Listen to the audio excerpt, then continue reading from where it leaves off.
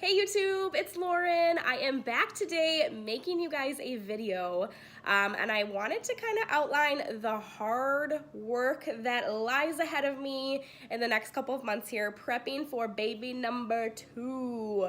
No, I'm not pregnant yet, but hopefully in the next couple of months here we're gonna start trying for number 2. Excuse my hot mess coldness, change of the seasons, lovely cold. But it's a beautiful day here in Minnesota. It's pushing 70 degrees, even though we're supposed to get like a foot of snow here at the end of the week.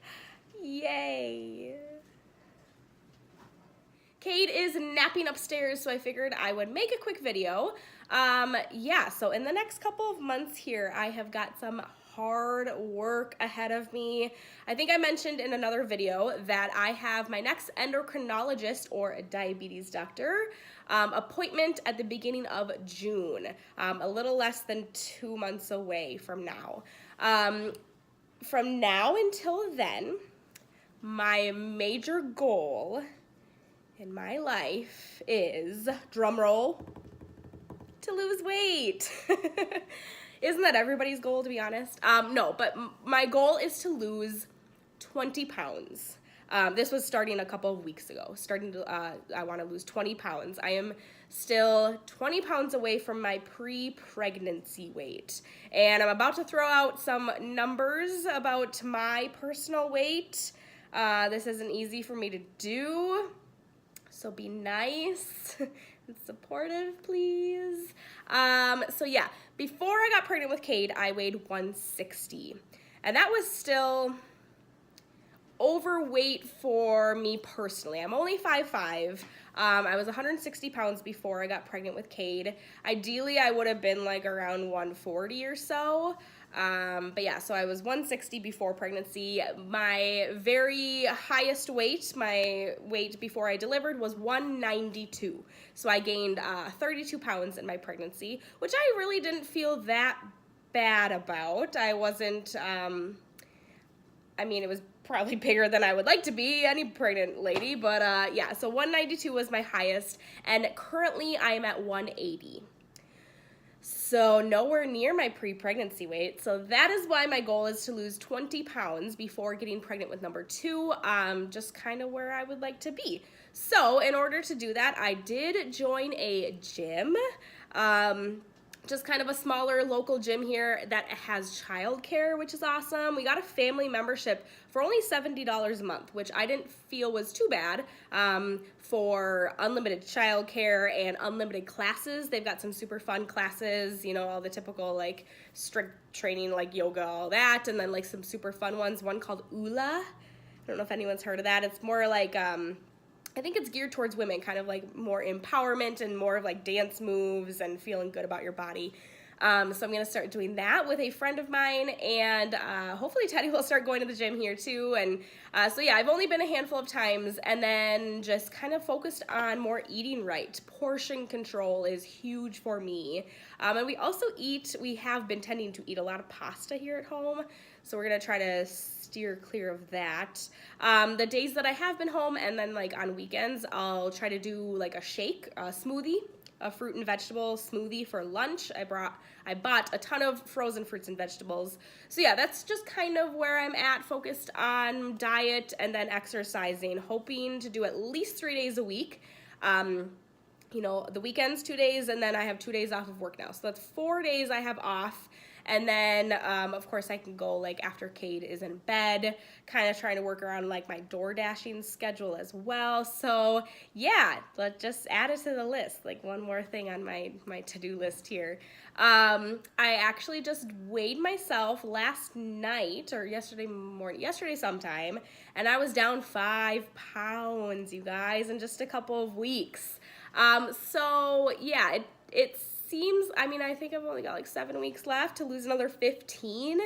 And I mean, really, if that's like 2 pounds a week, little tiny bit more than 2 pounds a week, I hope I can do it. Leave me some tips and tricks down below if you guys have some weight loss tips. Obviously, it's just moving your body and putting healthy things in your body. So that's where we're at, kind of prepping for baby number 2. Obviously, another thing that I need to start focusing on more is my diabetes control, which exercise kind of goes hand in hand and eating right. So yeah, I'm just kind of more focused on that. See what my endocrinologist says in like 2 months here. Hopefully we can get the green light. And it's funny because yeah, I do need permission to get pregnant. In a sense, you know, I need their good blessings from my doctors, because I've got a whole team, being high risk, being a type 1 diabetic. Yeah, so I did have an OB, just a general physical exam yearly checkup, maybe 2 months ago or so. I don't know if I touched on this at all. But I was just kind of talking to her about baby number 2, and I asked her, I said, you know, since I ended up having the C-section with Cade, is it kind of my choice moving forward with number 2 if I either want to try for a VBAC, which is a vaginal birth after cesarean, VBAC, or is it my choice to like just sign me up for another C-section because I don't want to go through that all again? If you don't know what I'm talking about, go back and look at my birth story and kind of the labor and delivery videos with Cade, because it was a trip. So yeah, I asked her, like, is it just kind of my choice? And she said, well, yes and no. She said, unfortunately, because you did have a C-section, we cannot induce you again. We can't use all of the techniques that we tried with Cade. That was the Cytotec, the Cervidil, those are cervix softening medicines that they insert. Pitocin, they broke my watt, like things like that. She said we can't do that again because you have a higher risk of uterine rupture after a C-section. And you know what, maybe if I did go somewhere else and got like a second opinion, maybe I could find an OB that would be comfortable inducing me with all of those interventions. But at the same time, like, what she's saying makes sense. And I love my team. I love the hospital that I delivered at, even though not everything went right with Cade's delivery. But yeah, so I'm not interested in switching doctors. I know maybe some women are gonna watch this and be like, that's not right. You can be induced, whatever. But I'll just say that. So yeah, she said we can't induce you, but what we can do is schedule a C-section at about 39 weeks, and then just cross our fingers and hope that you go into labor naturally. She said she does support a VBAC. She would love to see me have a VBAC, but it can't be with an induction. And you may be thinking, like, why schedule at 39 weeks? Why can't you go 40, 41, 40, you know, whatever. And that's because of the type 1 diabetes. So your placenta, as you're pregnant, kind of has an expiration date of about 40 weeks. After 40 weeks, your placenta kind of starts to slowly deteriorate. And I'm not a doctor if I'm saying these things wrong. Forgive me. But with type 1 diabetic, that your placenta starts to deteriorate a little bit faster, actually. So they don't actually like to see diabetics go past 39 weeks. Plus, the baby just gets big. You can have 100% perfect control over your blood sugars the entire pregnancy, which is not realistic, and you can still have a big baby just because you have diabetes. And genetics too. I mean, I was 8.5, Teddy was 9, so like I was just destined to have a big baby. Cade was 9'4", just a reminder there. So that's that with baby number 2. Lose weight, get diabetes under control, get pregnant hopefully sometime this summer.